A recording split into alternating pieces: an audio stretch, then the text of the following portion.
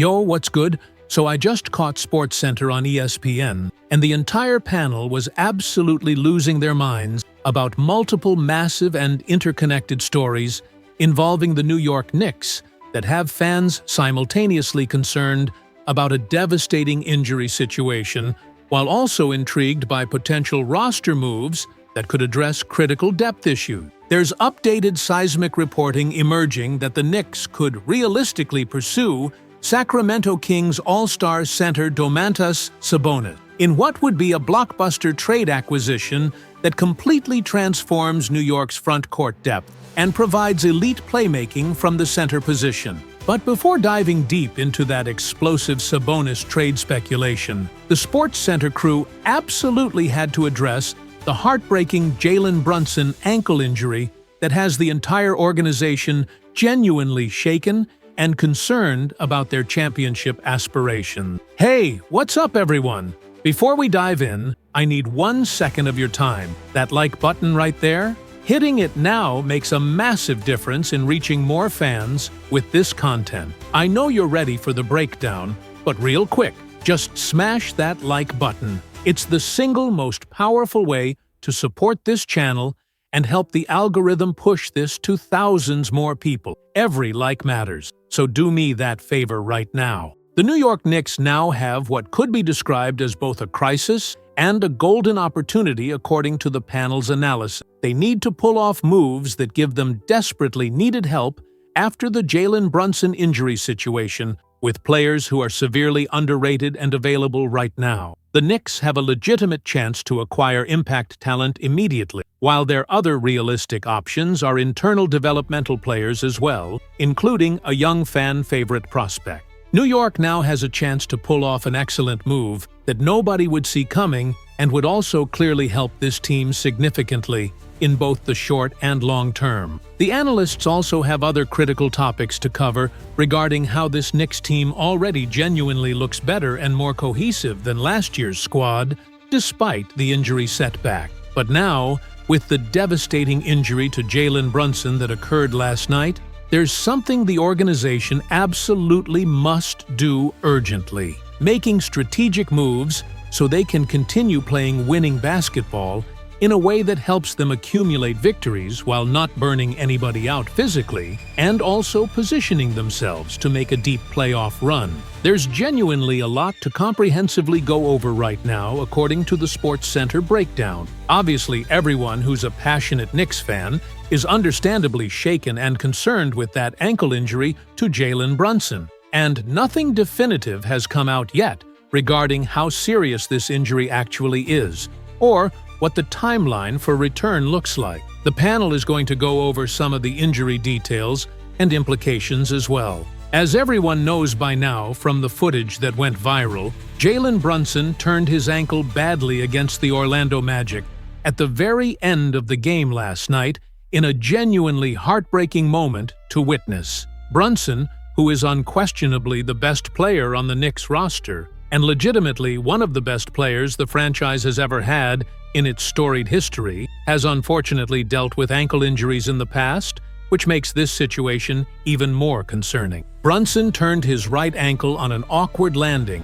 and things genuinely do not look encouraging as of right now based on the initial visual assessment. He did previously hurt his ankle a couple months back in March and ended up missing an entire month of action during that recovery period. The Knicks in that injury span were able to go 9-6, which was relatively promising and showed some resilience, but at the end of the day, everyone realizes the Knicks are absolutely not a legitimate championship contender if their captain and best player is not playing on the court, leading them. As revealed by multiple credible outlets and reporters, Jalen Brunson was seen exiting the locker room facility using crutches and wearing some sort of protective walking boot on his injured ankle, which are obviously very concerning visual indicators.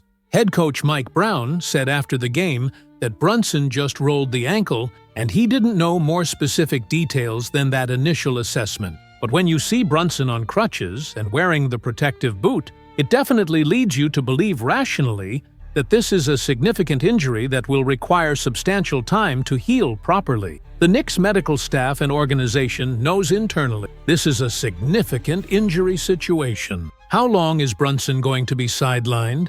Nobody knows definitively yet, but usually with ankle injuries of this apparent severity, it's realistically a matter of weeks, rather than days before a player can return to game action. That means the Knicks will be missing a player who consistently puts up 28 points per game with 3.6 rebounds and 6.5 assists, while shooting an efficient 47% from the field and 37% from three-point range. Brunson is unquestionably the best and most important player on the Knicks roster, and New York is going to struggle significantly more without his elite scoring and playmaking. However, they now genuinely do have an opportunity to go out there and make a sneaky under-the-radar signing that nobody would see coming, while also getting a chance to bring in a player who could totally help hold things down temporarily for the Knicks. Fans have made one thing abundantly clear according to social media and comment section reactions.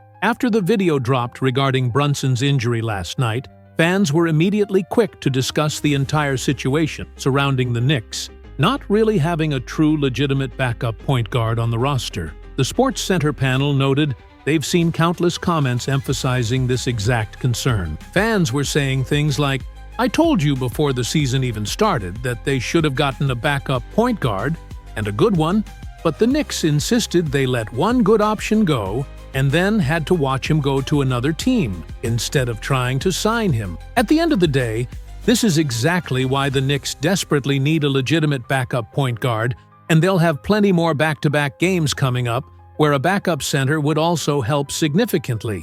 Everyone is sort of in complete agreement that the Knicks need a backup point guard urgently. When you examine this team's offensive evolution, the passing and ball movement has been so remarkably good and improved that now, without the Knicks' one true point guard who's been in the regular rotation, Jalen Brunson, there should be genuine concern about offensive regression. The Knicks are taking 10+ more three-point attempts per game now compared to last season. They're taking significantly more corner threes and more catch-and-shoot threes overall. They're taking fewer mid-range shots, and they're shooting more free throws, so they're genuinely playing more efficient modern basketball. Their passes per game have increased dramatically from 281.2 to 310.9, which is nearly 30 more passes per game, while also driving slightly more and generating more points via handoffs. Their isolation plays are slightly down as well, along with starter minutes being more managed. When you see all these statistics together, you're witnessing the Knicks operating as a significantly more efficient basketball team than last season. But now, without Jalen Brunson's elite playmaking, it's genuinely easy to imagine a realistic scenario where they regress back to that less efficient team because of the simple fact that they don't really have another true point guard on the roster who can orchestrate the offense. Respected NBA insider Ian Begley said he would assume that Miles "Deuce" McBride slides into the starting lineup as the logical replacement. But in a bigger organizational picture sense, the Knicks were using this early season time period to get comfortable with one another and learn this new offensive system under Mike Brown. This was supposed to be a developmental period to build chemistry together, but any extended time without Brunson is genuinely tough and problematic for the Knicks' success. Deuce McBride is currently averaging 8.4 points per game, with 2.6 rebounds and 3 assists. So he's not exactly a true traditional point guard in the classic sense. He's genuinely a combo guard in every sense of that term. McBride can absolutely play point guard effectively,